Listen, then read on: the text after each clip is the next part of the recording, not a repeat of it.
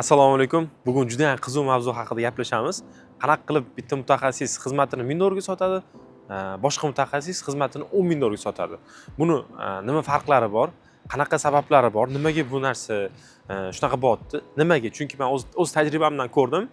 Bitta mutaxassis 4 yil tajribasi bor, ikkinchi mutaxassisning 4 yil tajribasi bor. Har doim ham gap tajribada emas. Tajribasi bo'lgan mutaxassis ham 1000 dollar sotadi. Xuddi shunaqa tajribaga ega mutaxassis 10 000 dollarga sotadi. Eng qizig'i ish jarayonlari, strategiyalari, kontentlari hammasi bir xil. Bu yerda men o'zimga savol berdim. Значит, boshqa narsalar turibdi ekan. Ha, o'zimni ham qanaqa qilib 1000 dollardan 10 000 dollarga chiqqan yo'lim haqida qisqacha aytib beraman. Bu yerda men o'zim bilgan tajribamdan o'tgan 10 ta sababini sanab berdim. Agar qanaqadir sabablar qolib ketgan bo'lsa, kommentariyada yana aytib ketsanglar bo'ladi. Birinchisi natija sotish. Misol tariqasida shu ikkita odam oldik, Teshovoy, Sardor. Teshovoy 1000 dollarga sotadi xizmatini, Sardor 10 000 dollarga sotadi. Sardorda birinchi o'rinda natija sotadi. O'sha sotuvga fokus qaratib, o'sha sotuvga olib boradigan jarayonlarni qiladi. Uni maqsadiga olib boradigan har bir jarayonni aytadi. Misol uchun yaqinda bitta mijozimizga kelganda, xizmatlarni tanishtirganimda mendan so'radilar. Menga boshqa mutaxassislar ham shunaqa qilib bera oladi-ku, sizlarning farqingiz nimada deyapti. Men keyin ularga aytdim. Biz siz bilan men 10 ta reels yoki men strategiya haqida gaplashmayapmiz. Bu haqida gap ketmayapti siz bilan. Siz bilan qanaqa qilib keyingi potokingiz to'lishi haqida gaplashyapmiz.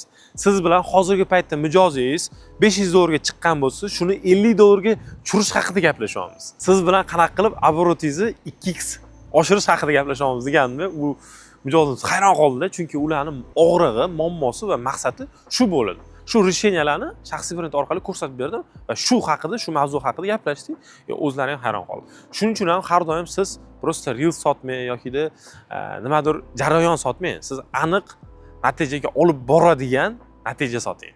O'shanda siz cheklaringizni oshirishga muvaffaq bo'lasiz. Bu birinchi sabab. Ikkinchi sababi shaxsiy brend. Sardorni hamma taniydi, ko'pchilik biladi, Teshovoy hech kim bilmaydi. Chunki hech qanaqa akkaunt yo'q, hech qanaqa profil yo'q, hech qanaqa qilgan ishini ko'rsatmaydi. O'zi shu, tim bo'lsa agar biz SMM mutaxassis, shaxsiy brend bo'yicha mutaxassis, marketing bo'yicha ishlayotgan bo'lsak, qanaqasiga shaxsiy blog yurgizmaslik mumkin. Bizga xuddi sapojnik besabaganmisan deb so'rashadi bizdan. Ko'pincha har doim. O'shaning uchun ham обязательно shaxsiy brend yurgizish kerak. Shaxsiy brend deganda o'sha oldidagi networkingi, tanish bilishi, uni ko'pchilik tanishi, o'zini qanaqa pozitsiyada olib borayotgani, qilayotgan ishlarini ko'rsatib borishi, mana million auditoriya kerak emas, lekin shaxsiy brendni yurgizish kerak. Bu ham bir sabablardan bittasi. Uchinchisi sotuv.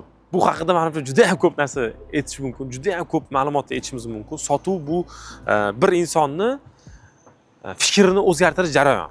Ya'ni men sotuv bilganimdan keyin butkul begona odamga ham, misol uchun вообще bir marta ko'rishayotgan odamimizga ham sotish mumkinligini tushunib yetganman. Sotuv bu biz men aytganimdek har kun davomida ishlatamiz. Hamma joyda ishlatamiz.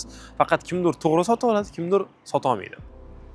O'shaning uchun albatta sotuv texnikasi, sotuv madaniyatini o'rganmasdan turib unaqa qimmat chek sotib bo'lmaydi hech qachon. Men 3-o'ringa sotuvni qo'ydim. 4-o'rinda soft skill. Aytaylik, bu mutaxassis ham, Sardor ham, Teshovoy ham bilma bir xil bo'lishi mumkin. Kontent bo'yicha misol uchun yoki-da strategiya bo'yicha yoki-da qilayotgan ishi bir xil bo'lishi mumkin, lekin bu yerda soft skill. Soft skill deganda psixologiya, odam munosabati, gaplashish, vaziyatda moslashish, stress ustойчивость, o'ziga qarashi va hokazo. Juda ko'plab faktorlar kiradi soft skill deganda.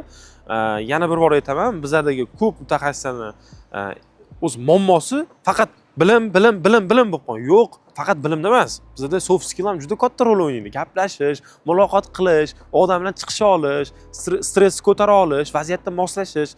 Bu narsalarni qilmasdan turib qanaqasiga qimmat sotish mumkin, shuni bilmayman.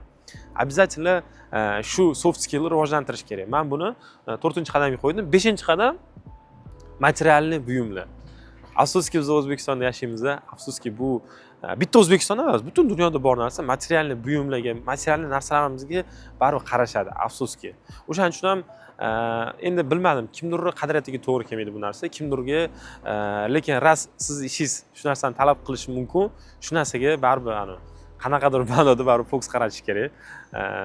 Misol uchun mashinangizga, sizni kiyinishingizga, sizni turishingizga, aytaylik, sizni aksessuarlaringizga ham sizni achintirishi mumkin afsuski qaraydi. Buni men qilasizmi, qilmaysizmi, bu o'zingizni xohishingiz, o'zingizni vyboringiz, o'zingiz tanlovingiz, lekin men tajribamdan aniq aytaman, bu narsa ishlaydi 100%. Men keyingi o'rinda 6-o'rinda jamoa qo'ydim. Nimaga Sardorning jamoasi bor? Buni Teshovoyda jamoasi onlayn ishlaydi yoki yo'q bo'ladi har doim. Sardorda katta jamoa bor, jamoani boshqara oladi, ko'rsata oladi va u olayotgan $10,000 faqat o'ziga emas, uni jamoasiga kelishini ham ko'rsatib bera oladi. Men buni jamoani 6-o'ringa qo'ydim. Ya'ni jamoa bilan networking qilish, kommunikatsiya qila olish, jamoa yig'a olish ham bu bitta bizani keyingi etapga sotishimizga ham bitta katta. Misol uchun qaysidir odamlar ishlamoqchi bo'lsa, обязательно jamoasini ko'rasiz-ku. Qanaqasiga bitta o'zi yursa, unga qimmatroq misol uchun pul bera olasiz, misol uchun shu narsa. Keyingisi upakovka, 7-upakovka. Siz aytaylik, bu materialniy narsa bilan, shaxsiy brend bilan juda ham bog'liq. Ya'ni o'zingizni qanaqa upakovka qilyapsiz, qanaqa pozitsiyada ko'rsatyapsiz, o'zingizni aytaylik, boya aytganimdek, siz aniq upakovka qilyapsiz, ya'ni qilayotgan ishlaringizni, qilayotgan keyslaringizni misol uchun. Bormi sizda prezentatsiya, misol uchun? Oddiy misol, sizni qilayotgan ishlaringizni sayti bormi? Hech qanaqa bir vizitka, prezentatsiyasi hech narsangiz yo'q. Misol uchun yo'q bo'lsa, обязательно bu narsa ham sotmaydi. Upakovka men o'sha 7-o'ringa qo'ydim. Bu bo'lishi mumkin vizitka, bu bo'lishi mumkin kommersiy предложение, bu bo'lishi mumkin prezentatsiyangiz, bu bo'lishi mumkin saytingiz, siz haqingizdagi ma'lumot, sizni qilayotgan ishlaringiz yoki bu bo'lishi mumkin Instagram qanchalik yaxshi upakovka qilgan, mijoz nuqtai nazaridan bitta qaraganda sotib olgan bo'larmizmi yo'qmi? Shu savolga javob berishingiz kerak. Xo'p, keyingisi men yangi bilim qo'ydim. 8-inchisi, chunki Sardor har doim kamida 3 oydan 6 oygacha yangi bilimlar oladi, sohadagi odamlar bilan networking qiladi, bilimiga pul tikadi har doim, misol uchun. $1000 kurs bo'lishi mumkin, $2000 kurs bo'lishi mumkin. Постоянно o'z ustida rivojlanib, yangi instrumentlarni o'rganib boradi. Bu men uni 8-o'ringa qo'ydim, lekin bu ham eng muhim etaplardan bittasi. Teshova oxirgi marta qachon yangi bilim olganini eslolmaydi ham, misol uchun-da. Yo'q, men tajribadan rivojlanyapman, o'sonman deyotgan bo'lsa, bu juda xato narsa. Har doim yangi bilim, xoh u Rossiyada bo'lsin, xoh u O'zbekistonda bo'lsin, yangi bilim har doim olishimiz kerak. Mana bunday narsa ham, yangi narsa olsangiz ham, siz уже keyingi etapda bo'lasiz. Nimaga o'zi ko'pincha kurslarga borishadi? Birinchi o'rinda yangi bilim uchun, ikkinchi o'rinda networking uchun va uchinchisi eng muhim narsa bu energiya uchun. Energiya deganda siz o'sha yerdagi odamlar bilan, o'sha yerdagi mutaxassislar yoki tadbirkorlar bilan shu energiyani his qilib, chiqib как будто o'zingiz qilgingiz keladi.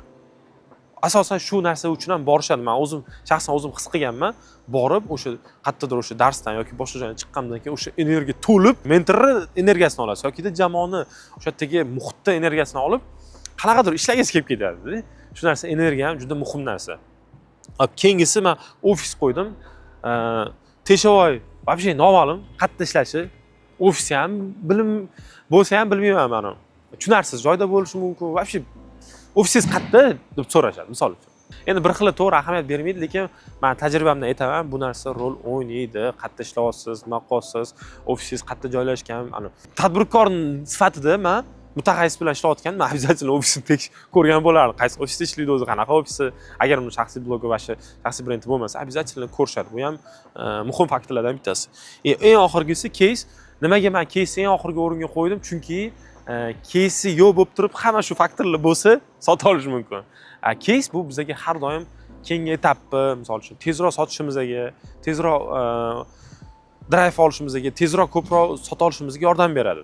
Agar case'ingiz birinchi o'rinda bo'lsa ham, bu ham zo'r narsa, lekin eng muhim faktorlardan bittasi emas.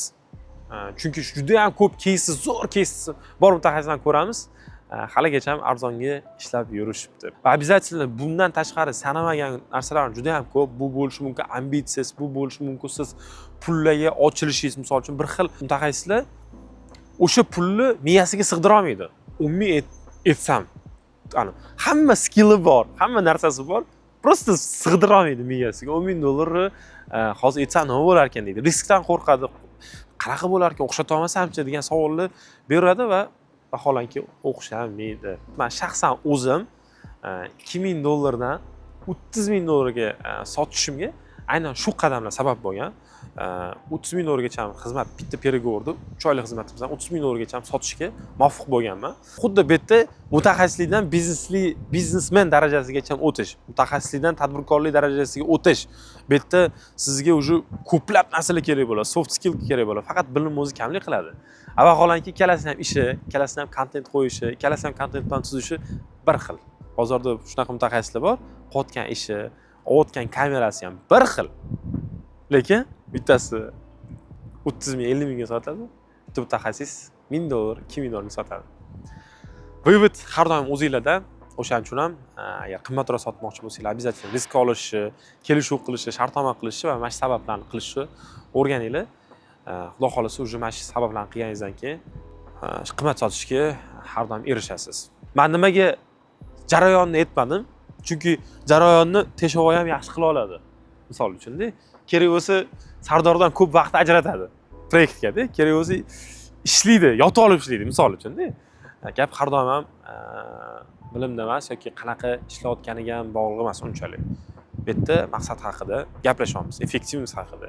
Umumiy juda ko'plab faktorlar bor, ko'rgan bo'lsangiz. Videomiz yoqqan bo'lsa, обязательно kommentariyada fikringizni qoldiringlar. Keyingi videomiz qanaqa bo'lishini xohlagan bo'lardinglar. Siz, aynan siz keyingi darajaga chiqishingiz uchun qanaqa sabablar bo'lgan yozib qolsangiz, menimcha foydali bo'ladi. Rahmat.